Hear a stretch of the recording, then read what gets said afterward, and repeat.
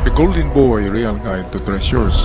Magandang buhay mga katiyats. Ang ating episode ngayon ay tungkol sa natagpuan na closed tunnel na nabilong sa Japanese Admiral na si Admiral Sugimoto. Ito'y nasa kabundukan ng Tarlac, ang lugar na ito. Hindi na natin sasabihin para hindi dadayuhin ng iba pang mga Hokkaido at mga Hokage. Okay, ito ang Old Japanese Trail. Ito'y daan noon at dahil nagbagsakan yung gilid ng bundok dahil sa bomba noong World War II, kaya nagiging ganyan.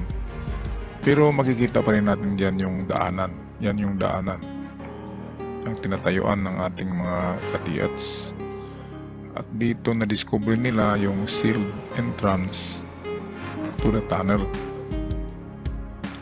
Okay, kaya kung sealed, ibig sabihin ay wala pang nakapasok.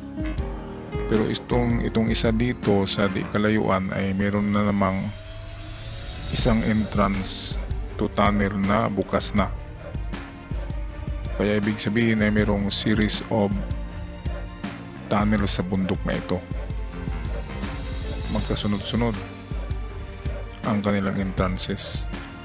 At ito hindi level ng ground. Nasa itaas ito ng bundok, mga katiyets.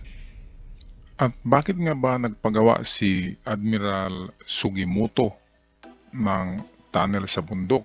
Yung kanyang domain ay ang Pacific. Siya ay naval officer, kaya dapat nandun siya sa kanyang barko at nandun siya sa dagat. Yan ang nagpapatunay na may ibinaon talaga, pati na rin ang mga Japanese naval officers ay nagbaon din ng Yamashita treasures sa kabundukan, hindi sa dagat.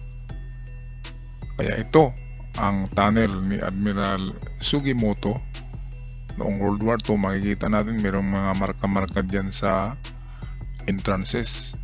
Kaya ngayon atin pag-usapan ng mga signs and symbols na gamit ng Japanese Imperial. Okay mga katiyats, ito ang mga symbols o signs na ginagamit ng Imperial Japanese Navy. Kasi ang tunnel na ito ni Admiral Sugimoto, ito ay tunnel ng Japanese Navy kasi Admiral si Sugimoto. Kaya nagtaka tayo bakit umakyat si Sugimoto sa bundok at nagpagawa ng tunnel. Hindi naman siya infantry. Okay, dapat nasa dagat siya. Kaya totoo ang mga kwento tungkol sa itong mga hinakot na mga kahon-kahon na ginto galing sa naval ship ng Hapon at inakyat sa mga bundok at nagpagawa ng tunnel. So ito ngayon, tingnan natin, ito yung mga ginagamit nila na equivalent sa mga distances. Okay, ito lang yung sa libro ng aking father, mga distances na gamit ng mga Japanese Navy sa treasures. So ang bilog yan ay 0. So ibig sabihin huwag ka nang pumunta sa malayo kasi nandyan lang. Kaya ang 0 ay treasure under or treasure in front. O huwag ka nang pumunta sa malayo. So ganun pa rin, gumamit sila isang guhit, meaning isa.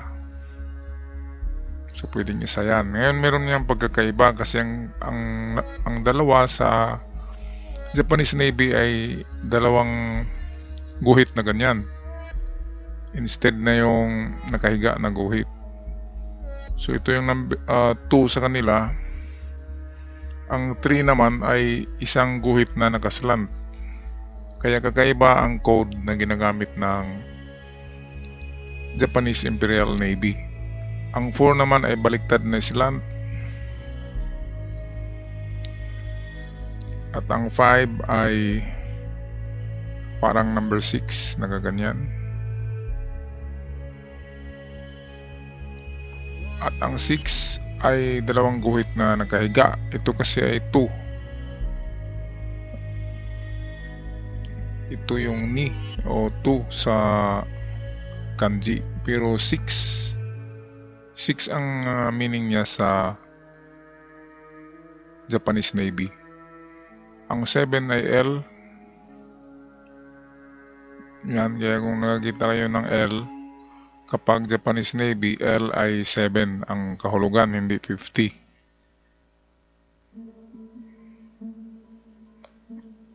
Ang 8 ay parang number 7.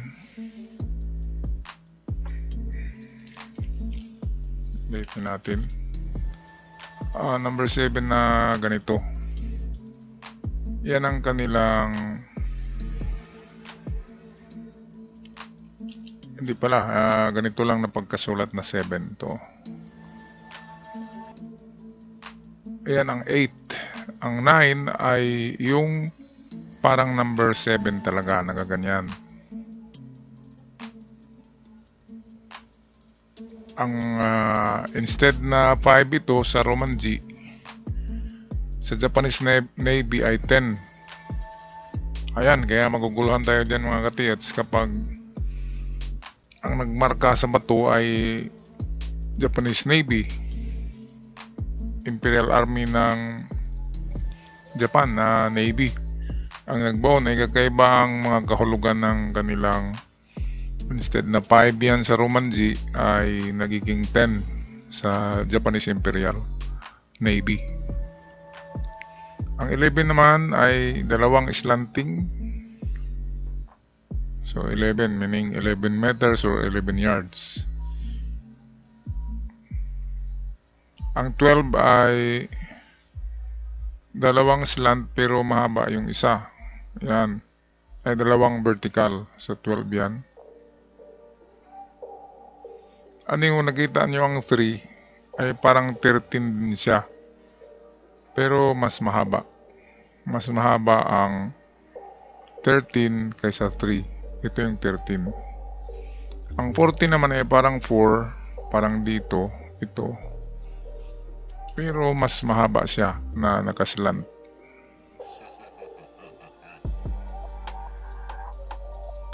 Yan mga katiyats. Kaya napakalaking pagkakaiba ng mga symbols. Halimbawa, dalawang guhit, 6.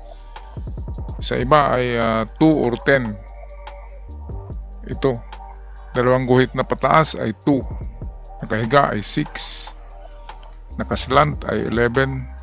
So iba't iba ang kahulugan. Ang D ay 10. Ang arrowhead ay 9. Meron pang number 7 na parang arrowhead. Ito rin 7 din. Instead na 5, kasi ang ating palaging decoding na mga distances na maganda ay 5. Ngayon, kung nagkataon na Japanese Imperial Navy ang nagbaon, ay kakaiba ang kahulugan ng mga symbols. Kaya ito ay nagpapatunay na hindi talaga pare-pareho ang binibigay na symbols ng mga nagbaon ng Japanese treasures, lalo na kapag Japanese Imperial Navy.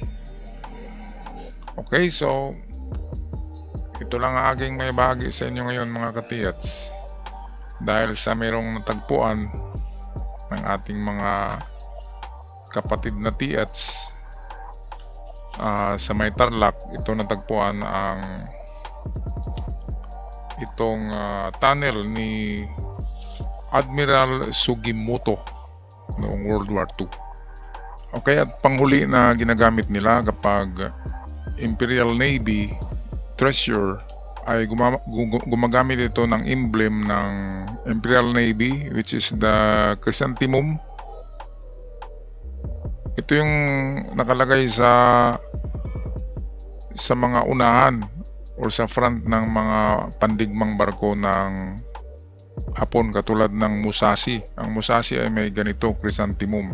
So ilang petals ba ito? Bilangin natin.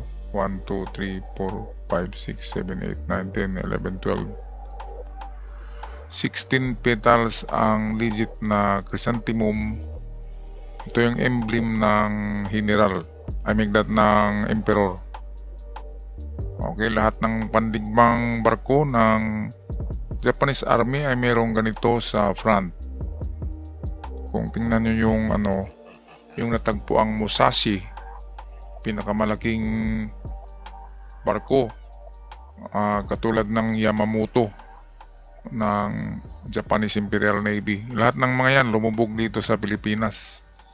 Kaya ang Pilipinas ang battleground ng naval ships noong World War II. Ngayon, World War III na parating, ay nako, Pilipinas pa rin. Sa West Philippine Sea na naman. Noong World War II ay dito yon sa Leyte at Surigao, ang battleground ng mga naval ships ng Hapon at Americans. So ito ang chrysanthemum, 16 petals. Yan ang kanilang marka kapag imperial treasure ang binabaon sa lugar. Okay, gumagamit din sila ng yung sun na mahaba, 16 din ito, 16 rays, pero mahaba ang sun rays. Iba yung spokes na natural lamang kasi yun ay maiksi. Yung spokes na merong 5 spokes, 7, 9, ganyan lang. Pero itong sa Imperial Navy ay 16 din ito ka-rays, katulad ng sa chrysanthemum. Okay, kaya pag nakakita kayo ng mga ganyan katiyats, meaning Imperial Navy treasures, at iba ang kahulugan ng mga signs nila kaysa mga infantry battalion. Katulad nila Yamashita, infantry sila. So iba ang gamit nila General Yamashita ng mga symbols. Okay, so yan lang aking may bahagi. Pandagdag kaalaman mga katiyats, ako'y magpaalam na. Surigao-san for my father's channel, ang The Golden Boy, Real Guide to Treasures.